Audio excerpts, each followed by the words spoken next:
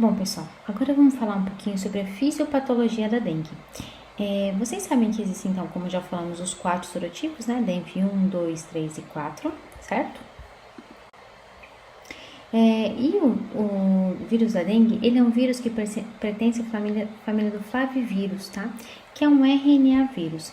Tem outros vírus que são de importância, né, clínica e epidemiológica, que também são flavivírus, que tipo a febre amarela, zika vírus, né, a dengue. Então são os arbovírus que a gente fala, tá?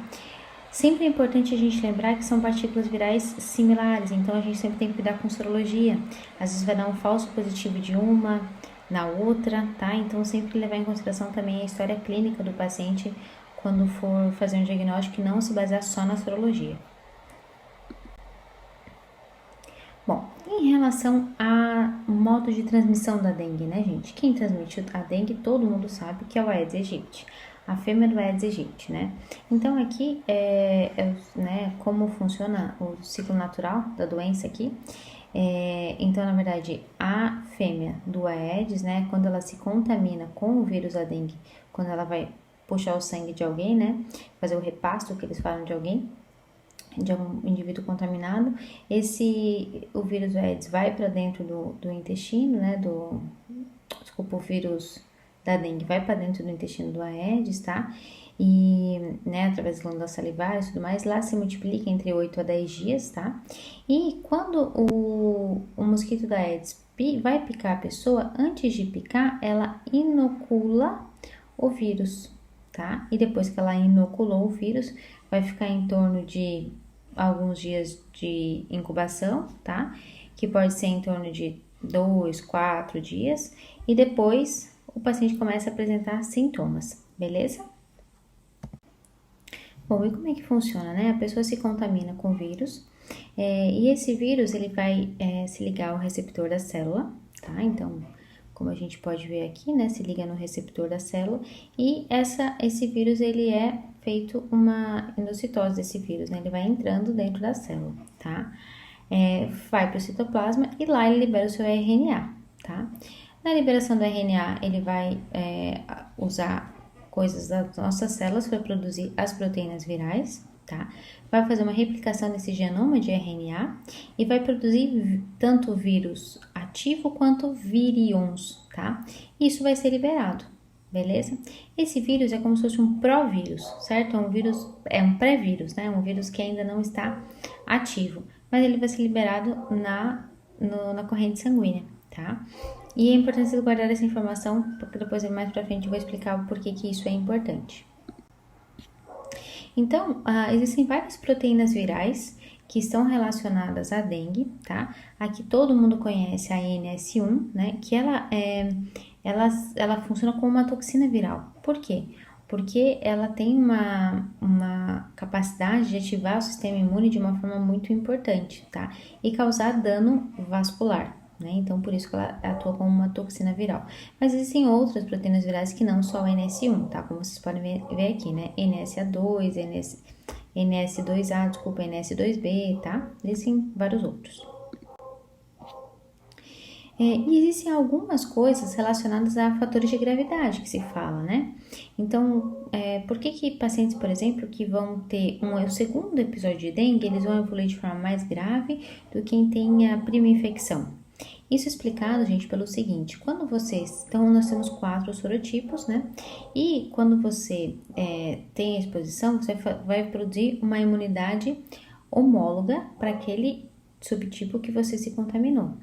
Se no período de 2 a 3 anos você tiver uma reexposição a outro sorotipo, você vai ter uma imunidade heterotípica, né? Ou seja, uma imunidade que vai te proteger, principalmente quanto mais próximo da primeira infecção você tiver, vai te proteger e você não vai desenvolver a doença. Só que com o passar do tempo, quando você se reexpõe, vai ser produzido os ADS, que na verdade são chamados em português de anticorpos heterotípicos. O vírus esses anticorpos se ligam ao vírus, tá? Só que eles não conseguem neutralizar o vírus.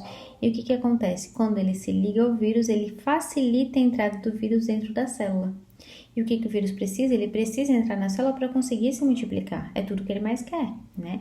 Então, esses pró-vírus, por exemplo, que eu falei para vocês antes, né? Aqueles pré-vírus, né? Eles não são teoricamente ativos, mas eles conseguem se ligar a esse anticorpo heterotípico. Esse anticorpo facilita a entrada do vírus dentro da célula e a carga viral dos pacientes que tem uma segunda infecção, ela é muito maior, a viremia é muito maior, a produção de NS1 é muito maior, tá? E é por esse motivo, então, que uma reexposição, o paciente tende a ser mais grave. Por quê? Lembra que o NS1 atua como toxina viral, né? Então, esse é o motivo pelo qual a segunda infecção é muito pior do que a primeira, né? Outras coisas que estão relacionadas também, né? Que, então, a idade do paciente, quanto mais idoso, maior a severidade, quanto menor a idade, maior a severidade também, tá? Sabe-se que pessoas brancas têm uma maior suscetibilidade genética a desenvolver doenças graves do que pessoas negras, tá? E, claro, evidentemente, o subtipo do vírus, né? Então, por exemplo, sabe-se que o subtipo 3 parece que evolui de uma forma mais grave, tá? Quanto maior a carga viral, mais grave o paciente tende a evoluir. Então, isso aí são relacionados aos fatores de gravidade. E como eu já falei para vocês também, gente, então a imunidade, ela é soromóloga para aquele subtipo que você se contaminou e isso é duradouro para o resto da vida, tá? E para os outros subtipos, outros 3 subtipos, a imunidade é heterotípica e ela é eficaz durante 2 a 3 anos. Depois disso, você perde a imunidade transitória que você tem contra os outros sorotipos. Bom, essa parte, na minha visão, é a parte mais importante da aula, tá? Da nossa conversa, na verdade, né, gente? Porque é o seguinte, ó. A gravidade da dengue, ela é proporcional ao grau de vazamento que a gente tem pelos vasos sanguíneos. Na verdade, ao grau de permeabilidade vascular que eu vou sofrer relacionada às toxinas e toda a resposta inflamatória relacionada ao vírus, tá? O que é importante a gente saber? Que fisiopatologicamente a dengue não causa uma vasculite, beleza? Ela causa um dano vascular, que não é uma vasculite, tá? Então, o que acontece? Existe uma vasculopatia e não uma vasculite causada pela dengue. E essa vasculopatia, ela promove a fuga capilar, ou seja, o vaso ele perde a sua função, né, de aquela capacidade seletiva de deixar o que pode sair, o que não pode sair de dentro do vaso, né? Ele perde essa capacidade. Ocorre uma alteração dessa junção intercapilar e isso aumenta a permeabilidade vascular, tá? Quanto mais NS1 se tem, quanto maior a viremia, maior a capacidade de perder a permeabilidade vascular. E isso vai gerar a vasculopatia, que no final das contas, clinicamente, a gente vê como? Com a hemoconcentração, beleza? Então, essa fisiopatologia é a parte mais importante, é isso que você tem que entender e isso te norteia no tratamento, para você entender a importância e como que você deve fazer o tratamento, beleza? Aqui é a mesma coisa que eu falei antes, tá? E uma coisa importante também, o NS1, gente, a célula oh meu Deus, o vírus da dengue, ele também faz destruição, apoptose das células dos vasos, tá? Então, ela também faz essa apoptose. E isso também facilita para que ocorra esse dano vascular, né? Essa vasculopatia, tá? E por que sabe-se que, então, quando o paciente para a febre, que o paciente complica, não tem essa história? Enquanto o paciente está com febre, ele, né, a gente ainda tem ele mais na mão, depois que passou a febre, opa, tem que ficar de olho que pode acontecer alguma coisa aí. Então, o que acontece? O NS1 está circulando, que é a toxina viral, certo? Isso vai fazer a formação de citocinas, tá? E uma coisa importante aqui, que eu não falei lá no começo, quando você é contaminado pelo vírus da dengue, tá? Ele vai se proliferar dentro dos linfonodos regionais e vai contaminar quem? Todo mundo que tá passando pelo linfonodo, célula dendrítica, macrófago, mastócito, tá? Células da pele, né? Células TCD4, CD8, natural killer também, tá? E vai contaminar todas essas células do sistema imune, certo? Essas células, como elas estarão contaminadas e estarão circulando, a gente vai fazer a precipitação do quê? De citocinas inflamatórias, né? Aumenta a atividade inflamatória, interferon gama, interleucinas, né?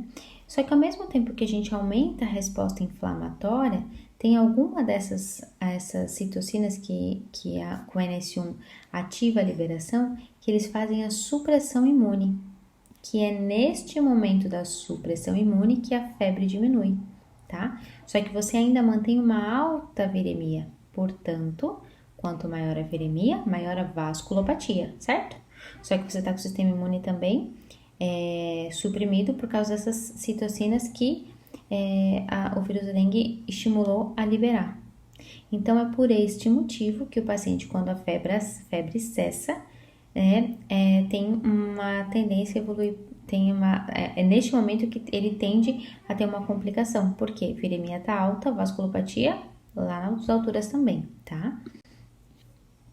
Então, aqui tá a história natural da doença, tá? Então, me contaminei com o vírus, né? A infecção pelo vírus foi aqui nesse momento zero, certo? Começou a ter um aumento da disseminação viral, certo?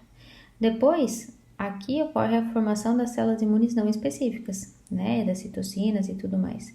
Os linfócitos T vão surgir aqui na frente só, tá? A partir do 7º dia, 14º dia, enfim, nesse gap aí.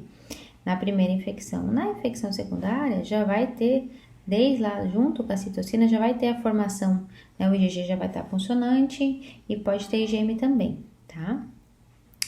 Então, essa é a história natural da doença, beleza? E isso te ajuda a entender o porquê que mudou a classificação da dengue. Lembra que antes tinha essa história de dengue hemorrágica? Hoje não é mais dessa forma que a gente fala, né? Por quê? Porque essa classificação de dengue hemorrágica dava-se a falsa sensação que apenas pacientes que tinham hemorragia podiam evoluir de forma grave e chocar. Se o paciente não tinha hemorragia, ele estava tudo bem. E na verdade não é essa a fisiopatologia da doença. A fisiopatologia é o quê? A vasculopatia, né? O sangramento é uma consequência, tá? Então, gente, a classificação hoje ficou como dengue sem e com sinal de alarme e dengue grave. É basicamente isso. Ainda é A, B, C, D, né? Mas é isso, não existe mais a dengue hemorrágica, beleza?